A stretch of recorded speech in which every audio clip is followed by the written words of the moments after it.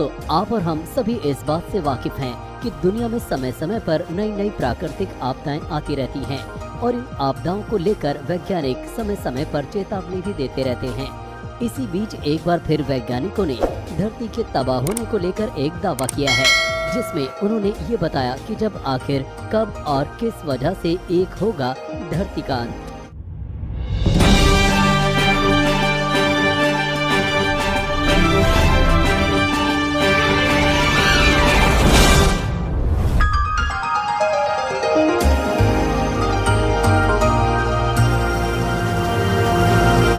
अपने काफी समय के रिसर्च के बाद अब वैज्ञानिकों ने ये दावा किया है कि कुछ सालों के बाद सूरज फट जाएगा, जिसकी वजह से पृथ्वी समेत पूरा ब्रह्मांड समाप्त हो जाएगा। आपको बता दें कि वैज्ञानिकों के अनुमान के मुताबिक सूर्य अभी अपने यंग स्टेट में है, यानी कि अभी वो काफी जवान है। वैज्ञानिकों का मानना है कि करीब 5 अरब साल बाद सूर्य में एक बहुत बड़ा विस्फोट होगा, जिस कारण सूरज के काफी नजदीक होने की वजह से मरकरी, वेनस सहित हमारी धरती भी खत्म हो जाएगी। यही नहीं, इसके साथ साथ वैज्ञानिकों ने और भी कई खुलासे किए हैं। तो आइए जानते हैं कि वैज्ञानिकों ने और क्या क्या चेतावनी दी है।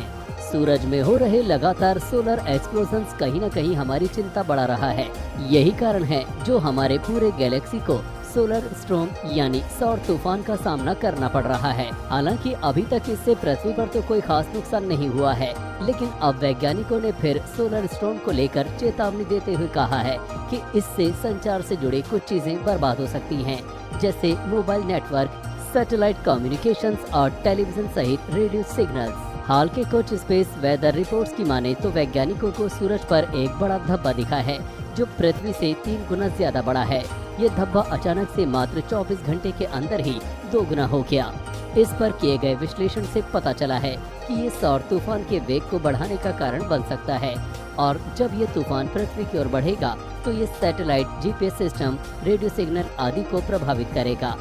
इस मामले में एक वैज्ञानिक ने बताया कि सूरज पर जो धब्बा दिख रहा है उससे कोरोनल मास इजेक्शन होगा, यानी आम भाषा में समझे तो इससे सूर्य की सतह पर एक बड़ा विस्फोट होगा, जिससे 1 अरब टन आयोनाइज्ड पार्टिकल्स हमारे सौर मंडल में फैलेंगे, जिनकी रफ्तार लाखों किलोमीटर प्रति घंटे होगी। और जब ये पार्टिकल सैटेलाइट, रेडियो सिग्नल आदि के संपर्क में आएंगे तो इन्हें काफी बड़े लेवल पर प्रभावित करेंगे।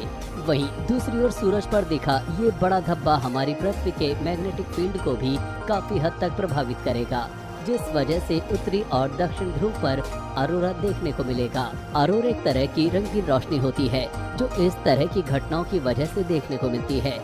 आगे और जानकारी देते हुए वैज्ञानिकों ने बताया कि अगले 8 सालों तक सूरज काफी एक्टिव रहेगा, जिस वजह से जियोमैग्नेटिक तूफान आ सकते हैं, और अगर इस धब्बे की वजह से सौर तूफान उठता भी है तो वो M क्लास का होगा, जो कि ज्यादा हानिकारक नहीं होने वाला।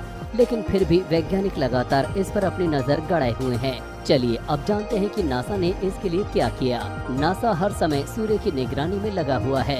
नासा का पार्कर सोलर प्रोब मिशन सूर्य का चक्कर लगाते हुए उसकी सेहत की सभी जानकारी देता रहता है, ताकि सूर्य पर बने धब्बों और स्पेस वेदर को बेहतर ढंग से समझा जा सके। रिसर्च के मुताबिक अगर समझे तो सूरज का जीवन काल लगभग 10 अरब साल या उससे थोड़ा ज्यादा हो सकता है, और वहीं अगर खगोल वैज्ञानिकों की माने तो अभी सूरज की उम्र 5 अरब साल से थोड़ी कम है, इसलिए इसे एक मध्य वर्ग तारा कहा जा सकता है।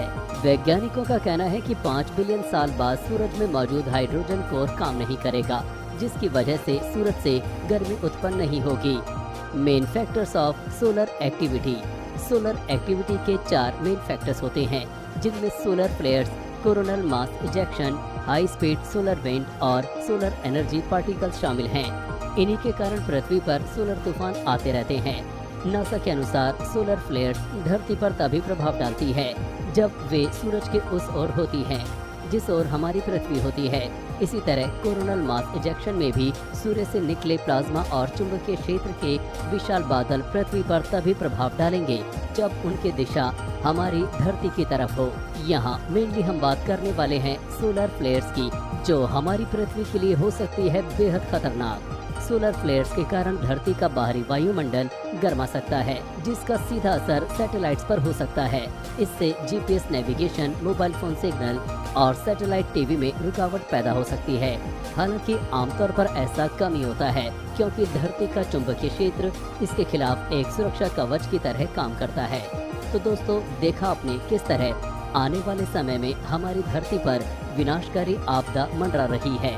कभी पृथ्वी खत्म होने का भय, तो कभी सूरज फटने का डर। आए दिन वैज्ञानिक ऐसे दावे करते हैं, जिससे यही लगता है कि कुछ सालों बाद हमारी धरती पूरी तरह खत्म हो जाएगी।